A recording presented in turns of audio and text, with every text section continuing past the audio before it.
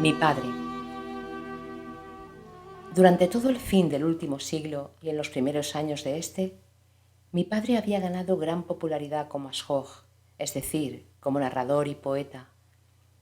Era conocido con el nombre de Adash, y aunque no era un profesional, sino un simple aficionado, su reputación se extendía a lo lejos entre los habitantes de numerosas comarcas de Transcaucasia de Asia Menor.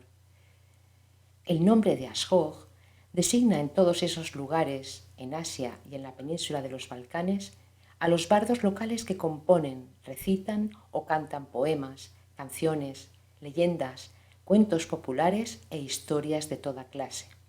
Los hombres de antaño que se consagraban a esta carrera, aunque casi siempre eran iletrados y ni siquiera habían frecuentado en la infancia la escuela del pueblo, no por eso dejaban de poseer una memoria y una vivacidad de espíritu tan extraordinarias que hoy parecerían algo prodigioso.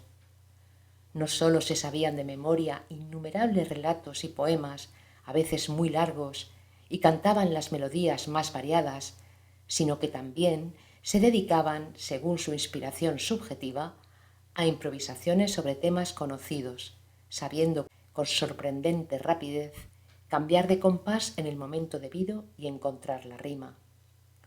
Se buscarían hoy en vano hombres tan dotados. Ya se decía en mi infancia que cada día eran más escasos. Sin embargo, me fue dado conocer a varios de los más célebres de aquel tiempo, y los rostros de esos ashoj se grabaron profundamente en mi memoria. Es a mi padre a quien debo el haber tenido la oportunidad de oírlos, porque a veces me llevaba consigo a los torneos donde de vez en cuando se presentaban para enfrentarse poetas y ashojs de diversos países. Llegaban de Persia, de Turquía, del Cáucaso y hasta de algunas regiones del Turquestán, y frente a una considerable asistencia luchaban en justas de improvisaciones y cantos. Generalmente las cosas transcurrían así. Uno de los que participaban en el torneo, cuyo nombre era sorteado, al improvisar una melodía, hacía a su adversario una pregunta sobre un tema religioso o filosófico, o bien sobre el sentido y el origen de alguna leyenda, tradición o creencia conocida. El otro contestaba, improvisando a su vez una melodía, y esta melodía subjetiva debía siempre armonizar con la anterior, tanto por la tonalidad como por lo que la verdadera ciencia musical denomina su sucesión ansapaniana de ecos. Cantaban todos en versos, en el idioma turco-tártaro, adoptado entonces como idioma común por la mayoría de los pueblos de esas regiones, cuyos dialectos eran todos diferentes. Estos torneos se prolongaban semanas enteras, a veces hasta meses, y terminaban con la distribución de las recompensas otorgadas por consentimiento unánime a los cantores que más se habían destacado. Los premios consistían a menudo en ganado, alfombras u otros objetos de valor ofrecidos por los asistentes. Fui testigo, en mi infancia, de tres de estas grandes competencias. La primera tuvo lugar en Turquía, en la ciudad de Van. La segunda, en Azerbaiyán, en la ciudad de Karabaj. Y la tercera, en el pequeño burgo de Subatán, en el distrito de Kars. En Alexandropol y Kars, las dos ciudades donde vivió mi familia, mi padre muy a menudo era invitado a veladas, a las cuales acudía la gente para oírlo recitar y cantar. En el curso de estas veladas, él narraba, a pedido de la asistencia, una u otra de estas innumerables leyendas, o bien cantaba algún poema dialogado cuyos papeles interpretaba alternativamente. La noche entera era a veces demasiado corta para terminar el relato, de suerte que se reunían de nuevo al día siguiente. La víspera de los domingos y de los días de fiesta, como nosotros, los niños, teníamos derecho a no levantarnos temprano al día siguiente, mi padre tenía la costumbre de contarnos un cuento, sea sobre los grandes pueblos de la antigüedad o acerca de hombres notables, sea sobre Dios, la naturaleza y toda clase de maravillas misteriosas. Y siempre terminaba con algún cuento de las 1001 noches, de los cuales conocía tantos que con seguridad hubiera podido contárnoslos durante 1001 noches. Entre las fuertes impresiones dejadas por los cuentos de mi padre, las cuales han impreso su marca sobre toda mi vida, hay una que me sirvió más tarde, y quizá no menos de 5 veces, de factor espiritualizante, abriéndome una comprensión de lo incomprensible.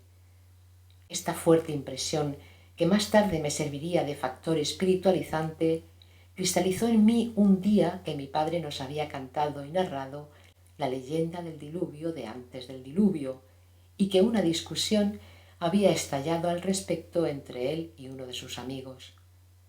Esto ocurría en la época en que la imperiosa presión de las circunstancias había obligado a mi padre a tomar el oficio de carpintero.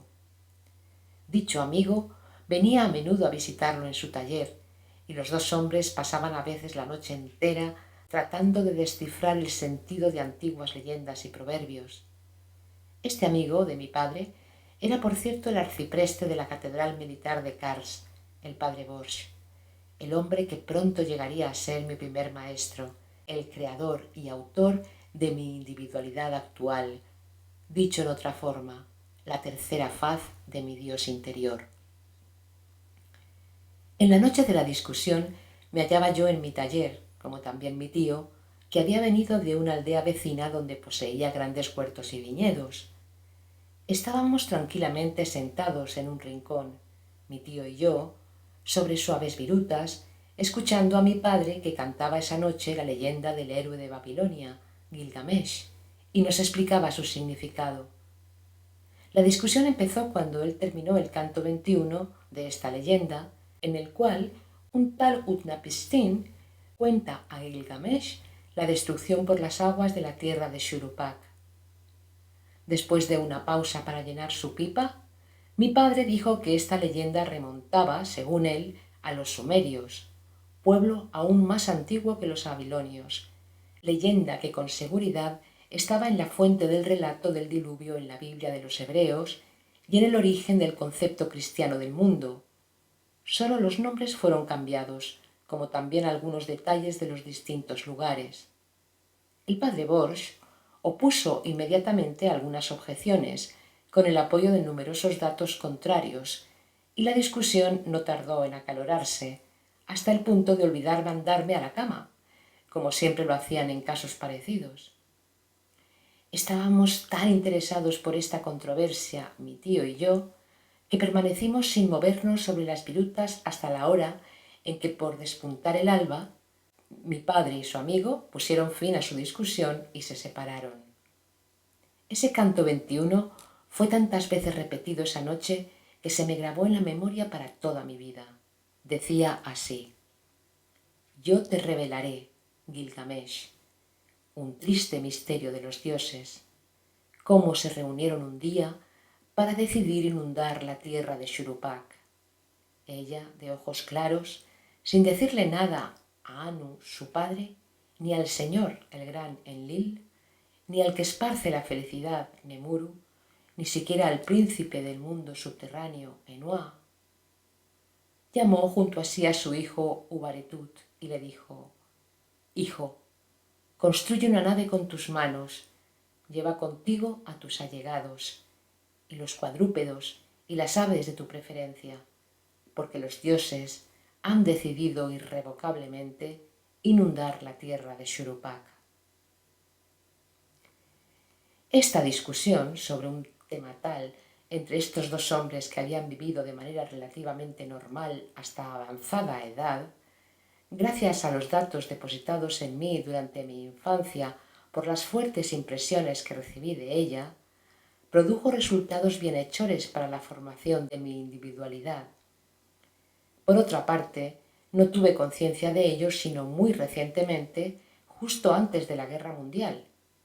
Pero desde entonces, esos resultados no dejaron de ser para mí el factor espiritualizante de que he hablado. El choque inicial, que a través de mis asociaciones mentales y emocionales originó esa toma de conciencia, fue este simple hecho. Un día leí en una revista un artículo donde decían que habían descubierto en las ruinas de Babilonia algunas tablillas que llevaban inscripciones que tenían por lo menos 4000 años, según el decir de los sabios. La revista reproducía las inscripciones mismas y daba su traducción. Era la leyenda del héroe Gilgamesh.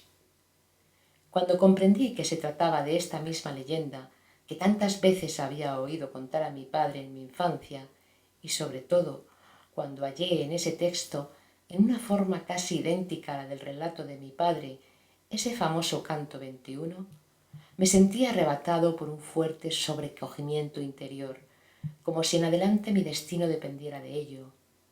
Por otra parte, me impresionaba el hecho, aún inexplicable para mí, de que esa leyenda hubiera podido ser transmitida durante miles de años por generaciones de Ashoj sin que su forma se alterara. Después de este evento, cuando los benéficos resultados de las impresiones depositadas en mí desde mi infancia por los relatos de mi padre se hicieron por fin evidentes, resultados que cristalizaron en mi ser ese factor espiritualizante capaz de abrirme a la comprensión de lo que en general parece incomprensible, lamenté muchas veces haber esperado tanto para conceder a esas antiguas leyendas la enorme importancia que verdaderamente tienen, tal como lo comprendo hoy. Otra leyenda que mi padre cantaba sobre ese mismo diluvio de antes del diluvio tomó después de esto un significado para mí muy particular. Allí se decía que hace muchísimo tiempo, 70 generaciones antes del último diluvio, y cada generación contaba por 100 años, en el tiempo en que el mar estaba donde hoy se halla la tierra y la tierra donde hoy se halla el mar, existía una gran civilización cuyo centro se encontraba en la isla de Janín, la que a su vez era el centro de la tierra. Y esta isla de Janín, como me lo enseñaron otros datos históricos, estaba situada aproximadamente en el lugar donde hoy se encuentra Grecia. Los únicos sobrevivientes a ese diluvio eran algunos miembros de una cofradía llamada Imastún, que por sí sola representaba a toda una casta. Estos hermanos Imastún en aquel tiempo estaban diseminados por toda la tierra, pero el centro de su cofradía permanecía en esa isla. Esos hombres eran sabios, estudiaban, entre otras cosas, la astrología, y justo antes del diluvio se habían diseminado por toda la tierra con el fin de poder observar los fenómenos celestes bajo diferentes ángulos. Pero, pese a que las distancias que los separaban eran a veces considerables, seguían siempre en constante comunicación entre sí, como también con el centro de su comunidad, a la que mantenían al corriente de sus investigaciones por medios telepáticos. Para lograrlo, se servían de pitonisas, a las que utilizaban como aparatos receptores. Sumidas en trance, ellas captaban y anotaban inconscientemente todas las informaciones que los Imastún les transmitían. Según el punto desde el cual recibían las informaciones, las pitonisas las inscribían en uno de los 4 sentidos convenidos. Más precisamente, transcribían de arriba a abajo las comunicaciones que les enviaban los países situados al este de la isla, de derecha a izquierda, las que recibían de los países situados al sur, de abajo a arriba, las que llegaban de occidente, donde en ese entonces se hallaba la Atlántida y más lejos la América actual, y de izquierda a derecha las que eran transmitidas desde las regiones donde actualmente se encuentra Europa. Y ahora, ya que en el curso lógico de exposición de este capítulo consagrado a la memoria de mi padre fui llevado a hablar de su amigo, mi primer maestro, el padre Borsch, me parece indispensable describir aquí un procedimiento imaginado por esos 2 hombres llegados al umbral de la vejez después de una existencia normal, que se habían impuesto la obligación de preparar para una vida responsable al inconsciente muchacho que entonces era yo, y que merecieron, por mi esencia, después de tantos años, 2 de las faces de la divinidad de mi Dios interior. Este procedimiento, cuando más tarde tuve la capacidad de comprenderlo, me pareció un medio muy original de desarrollo mental y de perfeccionamiento de sí. Lo llamaban Catusilín, término que deriva de la antigua lengua asiria, si no me equivoco, y que sin duda mi padre había tomado de una leyenda. He aquí en qué consistía.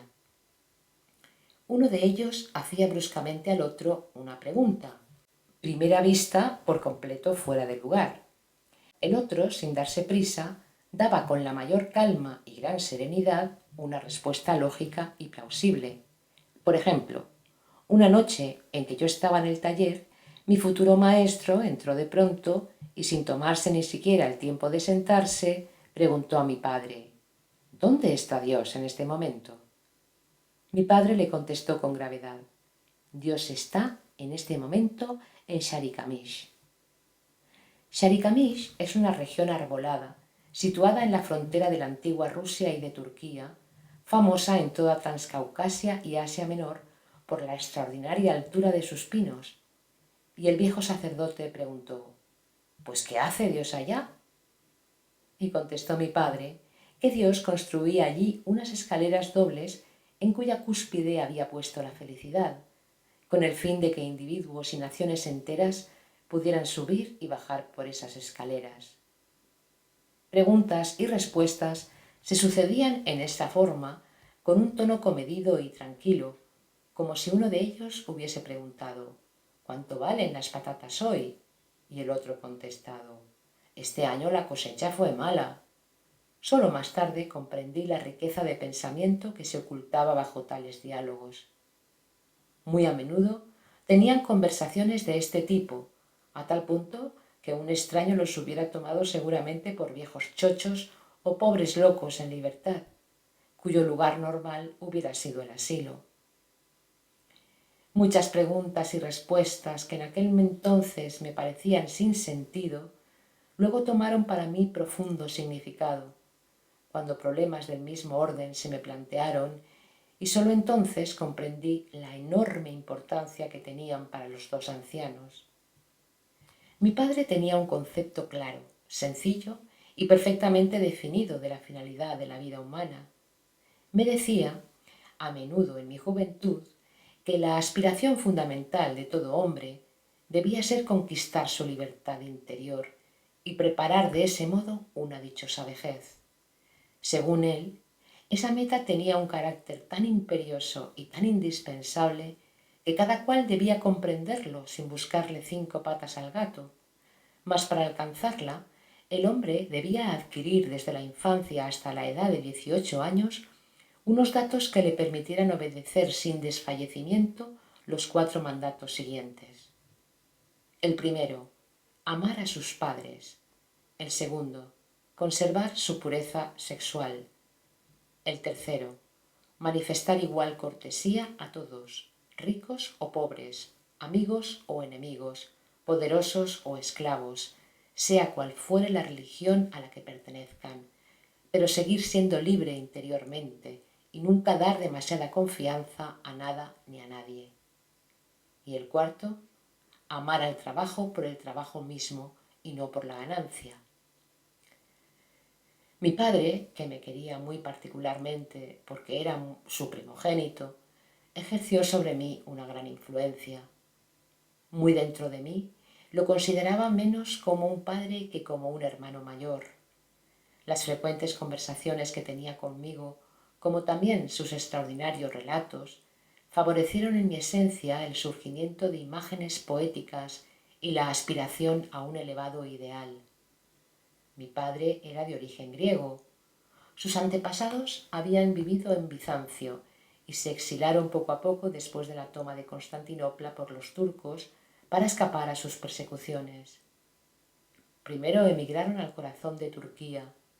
Luego, por algunas razones, especialmente la búsqueda de climas y pastos más favorables a los rebaños, que constituían una parte importante de sus inmensas riquezas, se establecieron en la orilla oriental del Mar Negro, cerca de la ciudad conocida hoy con el nombre de Gümüşhane.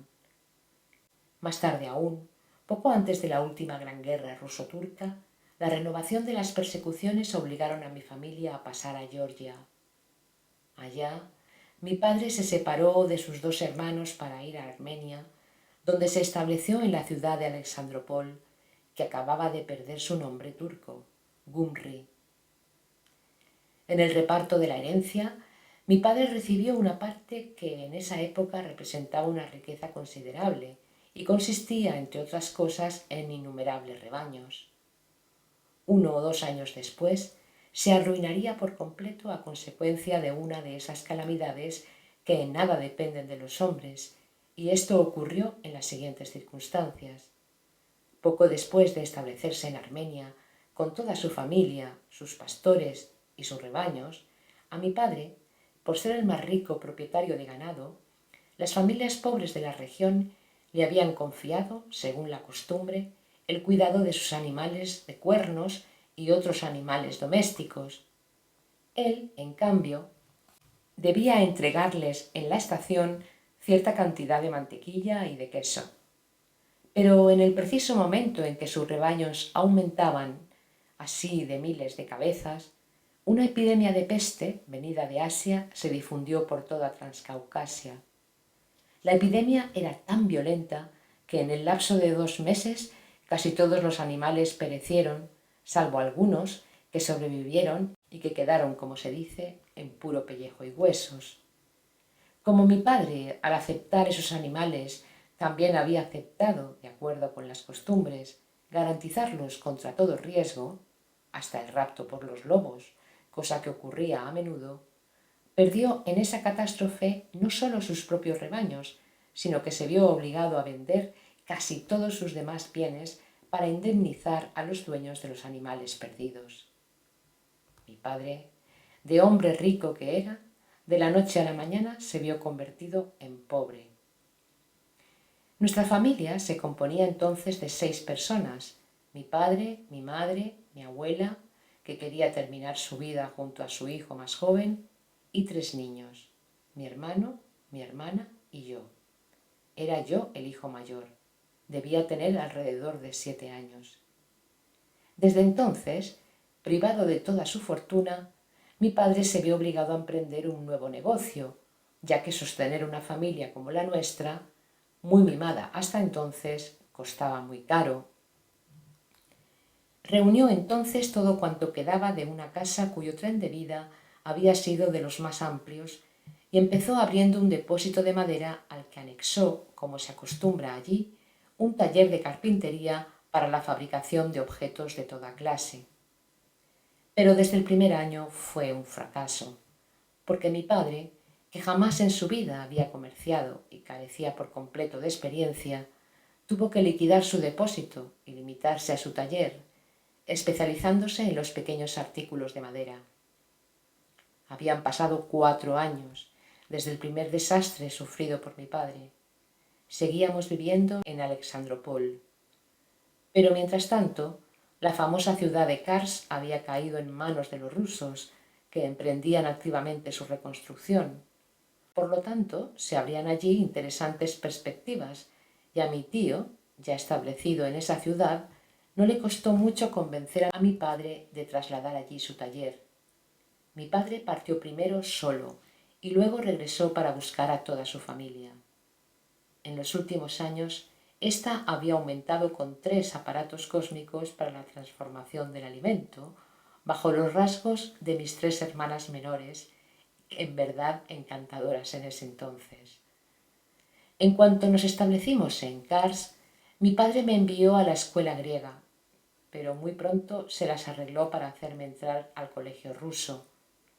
Como yo era muy dotado, era muy poco el tiempo que necesitaba para hacer mis tareas y podía consagrar el resto a ayudar a mi padre en su taller.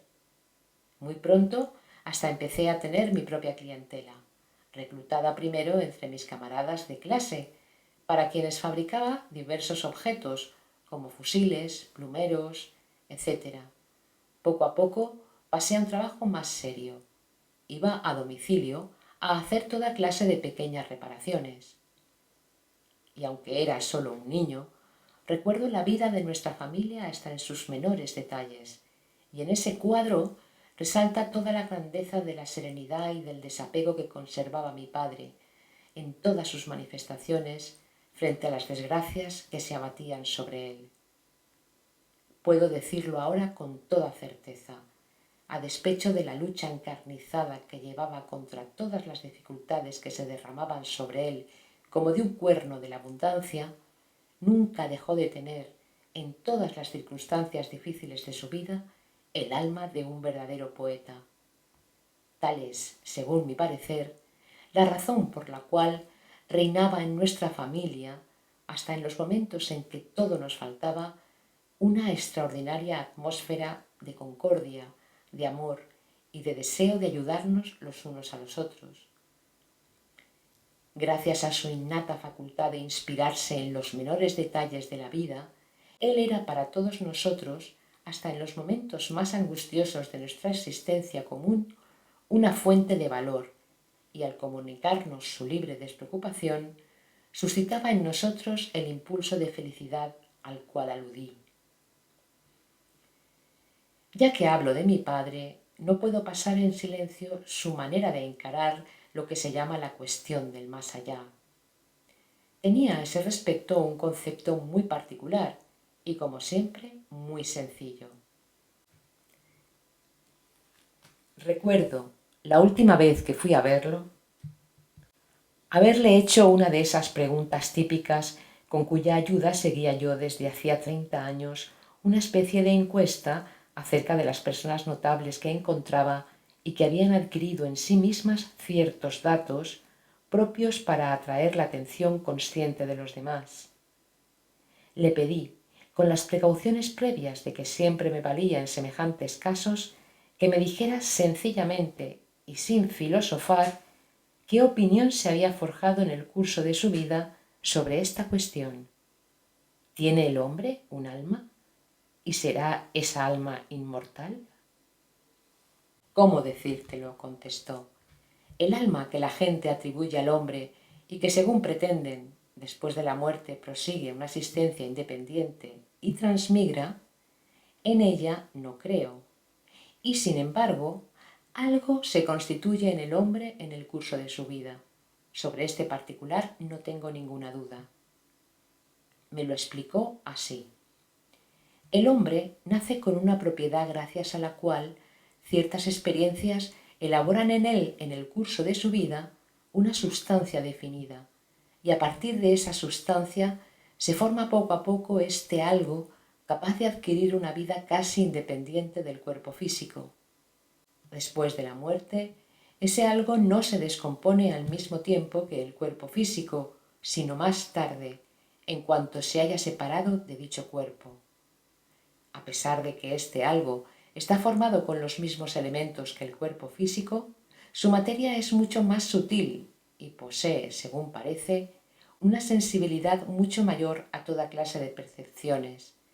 Su fineza de percepción alcanza, según mi parecer, la de... ¿Recuerdas la experiencia que hiciste con Sando, esa pobre inocente de Armenia? Aludía a experiencias que había intentado en su presencia muchos años atrás durante una estada en Alexandropol. Trabajando con personas pertenecientes a los más variados tipos, las ponía en estado de hipnosis, de diferentes grados, con el fin de elucidar por mí mismo todos los detalles de ese fenómeno que los sabios hipnotizadores llaman exteriorización de la sensibilidad o transferencia de sensaciones dolorosas a distancia. Procedía de la siguiente forma. Con una mezcla de arcilla, cera y fina granalla de plomo, modelaba una figurilla rudimentaria, a la imagen del médium a quien iba a poner en estado de hipnosis, es decir, en el estado psíquico que, según una ciencia muy antigua que llegó hasta nosotros, se caracteriza por la pérdida de iniciativa y que corresponde al tercer grado de hipnosis, según la clasificación de la escuela de Nancy, después de lo cual frotaba cuidadosamente con un ungüento a base de aceite de oliva y de aceite de bambú tal o cual parte del cuerpo del médium. Luego rascaba esta untura y la aplicaba sobre la parte correspondiente de la figurilla. Podía entonces emprender el estudio detallado del fenómeno que me interesaba. Un hecho había sorprendido mucho a mi padre.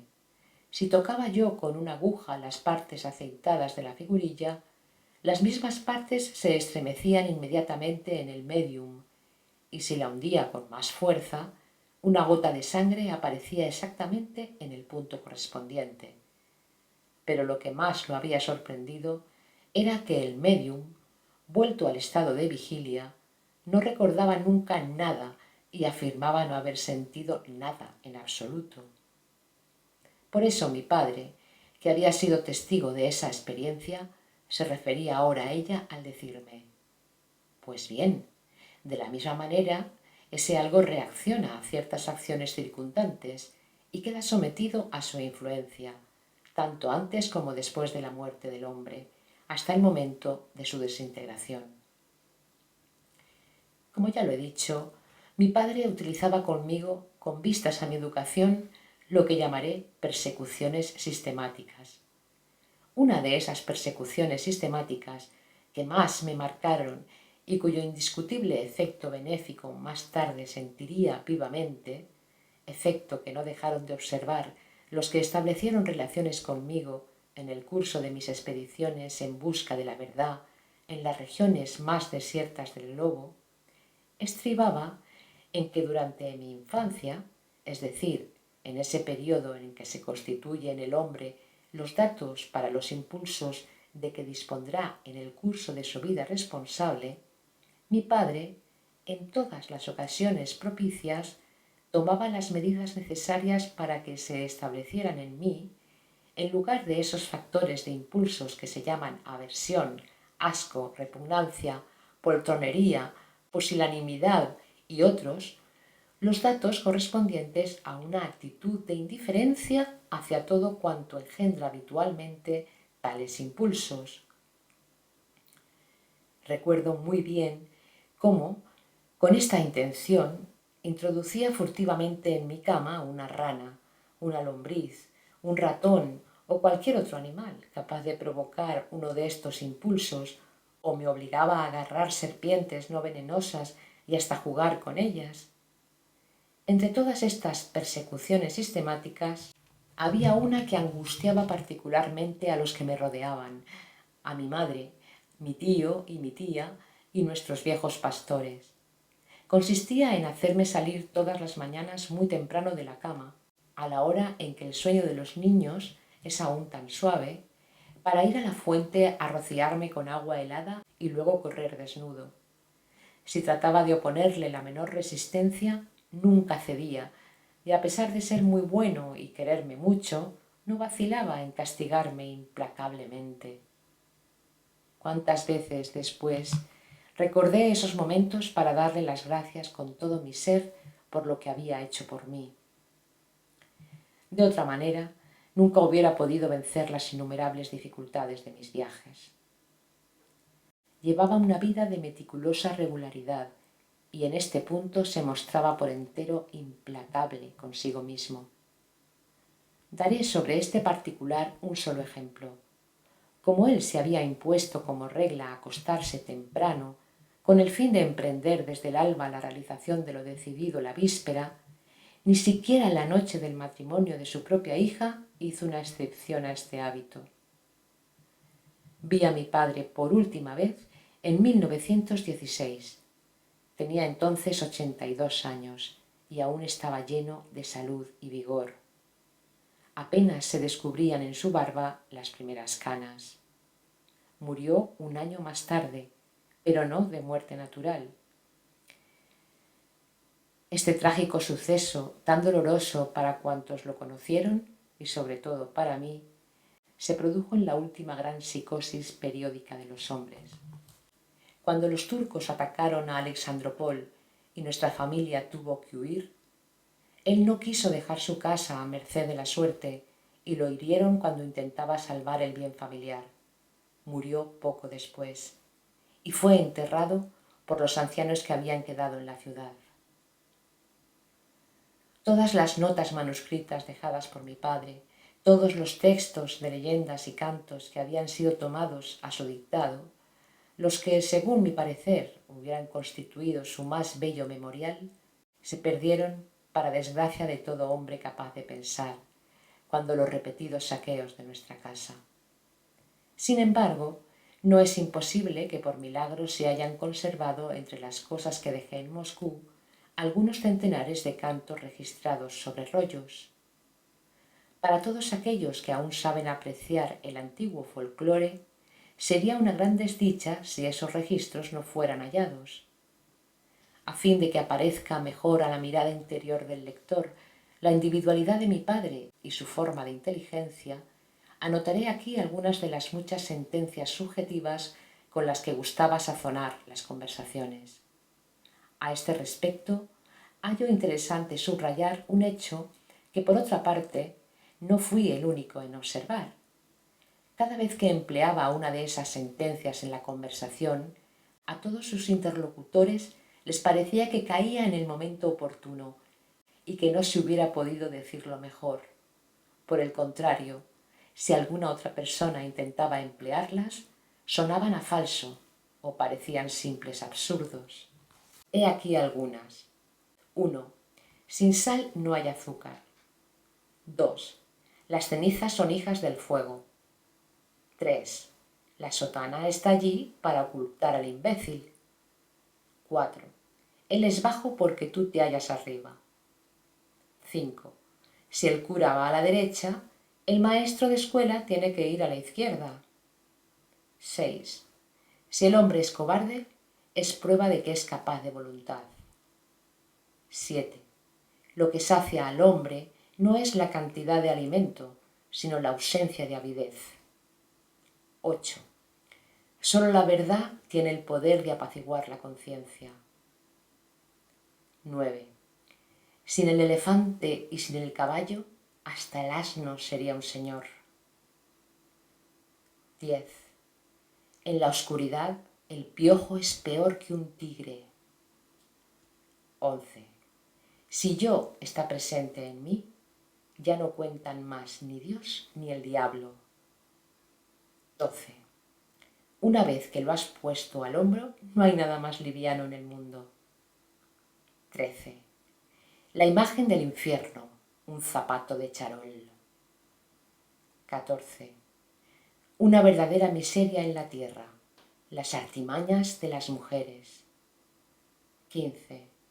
Nada más estúpido que un hombre inteligente. 16. Dichoso aquel que no ve su desdicha. 17. El maestro es el gran dispensador de luz. ¿Quién es entonces el asno? 18. El fuego calienta el agua, pero el agua apaga el fuego. 19. Genghis Khan fue grande, pero nuestro agente de policía, si se quiere, es aún más grande. 20. Si tú eres el número 1, tu mujer es el número 2. Pero si tu mujer es el número 1, vale más que seas 0. Por lo menos la vida de tus gallinas no correrá en peligro. 21. Si quieres ser rico, entiéndete con la policía. Si quieres ser célebre, entiéndete con los periodistas. Si quieres ser saciado, con tu suegra. Si quieres la paz, con tus vecinos. Si quieres dormir, con tu mujer. Si quieres perder la fe, con el cura. Para completar este retrato de mi padre, aún me queda por hablar de cierta tendencia inherente a su naturaleza, tendencia rara en nuestra época y que impresionaba tanto más a quienes lo conocían bien. Cuando la miseria lo obligó a emprender negocios para ganarse la vida, estos tomaron desde el principio un rumbo tan malo que sus allegados, como también cuantos trataban con él, llegaron a considerarlo como un hombre carente de sentido práctico y hasta de inteligencia en este dominio. Y es un hecho, los negocios que mi padre emprendía para ganar dinero nunca andaban y no daban ninguno de los resultados que otros hubieran obtenido de ellos. Sin embargo, no provenía ello en absoluto de una falta de sentido práctico o de capacidades mentales al respecto, sino más bien de esta tendencia específica de su naturaleza. Esta tendencia, adquirida probablemente desde la infancia, yo la habría formulado así: repulsión instintiva a la idea de sacar un provecho personal de la ingenuidad o mala suerte de los demás. Dicho en otra forma, por ser hombre probo y honrado en sumo grado, mi padre nunca hubiera edificado conscientemente su bienestar sobre la desdicha del prójimo. Pero como a su alrededor la mayoría de los hombres eran representantes típicos de la mentalidad contemporánea, no vacilaban en sacar provecho de su honradez para engañarlo sistemáticamente, buscando así menospreciar inconscientemente el valor de este rasgo sobre el cual reposa el conjunto de los mandamientos de nuestro Padre común. En suma, a mi padre se le hubiera podido aplicar de manera ideal una sentencia que los adeptos de todas las religiones sacan hoy de las escrituras santas para caracterizar en forma de consejo práctico las anomalías de nuestra vida cotidiana. Golpea y no serás golpeado.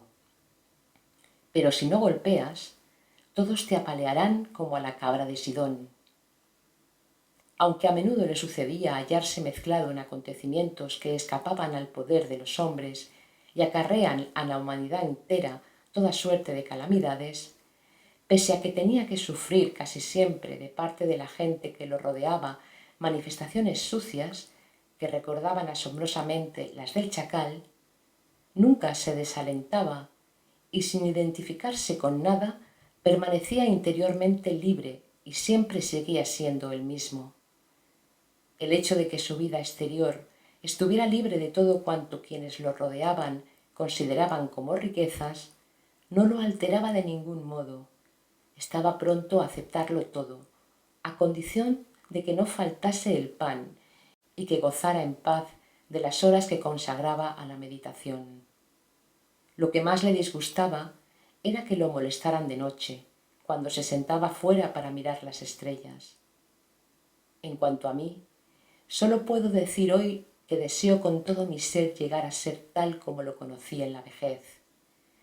En razón de varias circunstancias de mi vida, por completo independientes de mí, no he visto con mis propios ojos la tumba donde descansan las cenizas de mi querido padre, y es poco probable que tenga alguna oportunidad en el porvenir de visitarla, y por eso, al terminar este capítulo consagrado a mi padre, ordeno a aquel de mis hijos, sea por la carne o por el espíritu, que tenga la posibilidad de encontrar esa tumba solitaria, abandonada a causa de acontecimientos debidos a esa plaga humana que se llama sentimiento de rebaño. Erigir una estela con la siguiente inscripción: yo soy tú eres yo, él es nuestro, los dos somos él, que todo sea para nuestro prójimo.